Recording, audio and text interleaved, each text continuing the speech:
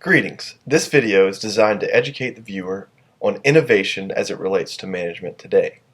The technical definition of innovation is a managed effort of an organization to develop new products or services or new uses for existing products or services. Through innovation, new markets are constantly being opened and new products are constantly being developed. One example of innovation is in the healthcare technology industry and has to do with a company called BioIQ. Each year, large corporations lose millions of accumulated hours and dollars in productivity because of health issues within their employee population. Because of the doctor-patient confidentiality rules in HIPAA, employers are prevented from making hiring decisions based on the health of their employees. BioIQ fits right in the middle of all this. Their product is between employers and their employee health population. They use application software, a product that is widely developed and highly diversified, to help connect organizations with the health of the individuals within these organizations. BioIQ further integrates itself into its own process by providing the means by which the individual's health metrics are recorded. They are able to send an on-location screening kit to any mailing address in the world that will automatically email results back to a data hub. This screening method combines several products that are already in circulation, like package delivery service, finger prick blood analysis tools, and email servers.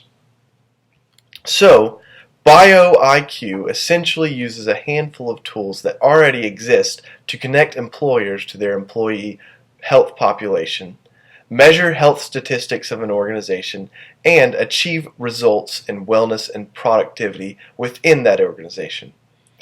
This is innovation at its finest. In the world of the automotive industry, innovation has mainly focused on improving efficiency, safety, and emissions for the last several decades. However, with recent advances in computing power, companies like Google and Tesla have been developing the technology necessary for autonomous cars capable of driving without a human operator.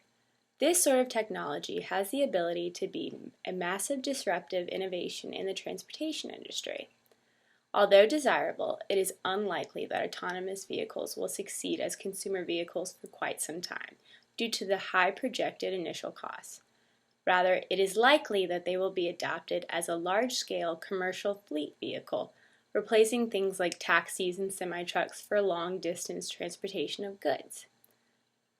Companies such as Uber have shown great interest in replacing their drivers with self-driving cars, as it would increase their efficiency while likely lowering costs for consumers by lowering their overhead. Significant cost savings can be realized by getting rid of drivers. With the ability to plan optimal routes, accelerate and brake more efficiently, and drive more closely together while communicating back and forth, autonomous cars are capable of driving much more efficiently than a human individual, further increasing the potential savings in maintenance, insurance, and fuel costs. Furthermore, the massive positive environmental impact that driverless cars have, especially alternative fuel-based ones such as proposed Tesla electric autonomous car, would lead to millions fewer barrels of oil used per year and a huge reduction in greenhouse gas emissions. In fact, autonomous fleet vehicles may be so disruptive that it wouldn't be unthinkable to see a future in which people would not own their own car. Why buy a car when you can press a button on your phone and summon one to take you anywhere you want, whenever you want?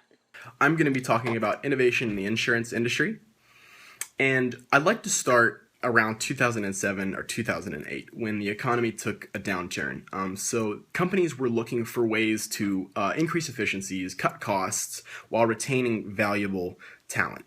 Now, as we know, around the same time, the Patient Protection and Affordable Care Act, known as Obamacare, was also passed, enabling governments to provide subsidies for individuals who use a public health and benefits exchange. Now, what I'm going to be talking about is sort of the market's reaction, the insurance industry's reaction to this change, these public health exchanges. Well, a lot of companies have created private health exchanges, and these private health exchanges basically enable employers to offer their employees more flexible benefit plans while expanding the traditional definition of benefits to enhance the employee experience while also remaining cost effective for the employer. So you have to ask yourself, how do these private models work? Well, they're exchange funds. So basically, an employee exchanges funds. So an employer gives an employee or their employees a defined amount provided by the employer of their own funds, and then the combination of the two for benefits that best fit the employee's needs, their spouse, their dependents, etc. Now, in a world with increasing healthcare costs, the private exchange model demonstrates this ability to sort of bend the cost trend by facilitating the transition from a defined benefits plan to a defined contributions plan. And as we move closer to more of a globalized, centralized world, the increased administrative complexity, the private exchange model also allows private exchange providers to offer simplified administration while providing low-cost alternatives to the public exchange. Within the category of innovation, I found a current event article on business innovation trends from 2014 that lead to the success of some of the world's most innovative companies. The staff of this business website company took months to gather and analyze data from the most innovative companies in order to determine the trends that made them as successful as they are. There were 12 innovation trends listed explaining the prosperity of these different organizations. Number 1 was that exceptional is expected. Google is the number 1 company on the list, and their broad ambition turned their goals into reality. Number 2 was that innovation is episodic. Not many companies on the list were repeated year after year because innovation comes in spurts.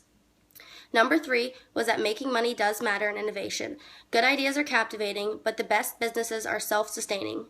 Number 4 is that sustainability has found a new gear, so companies should focus on going green. Number 5 is to unlock global talent. Number 6 is that passion is underrated.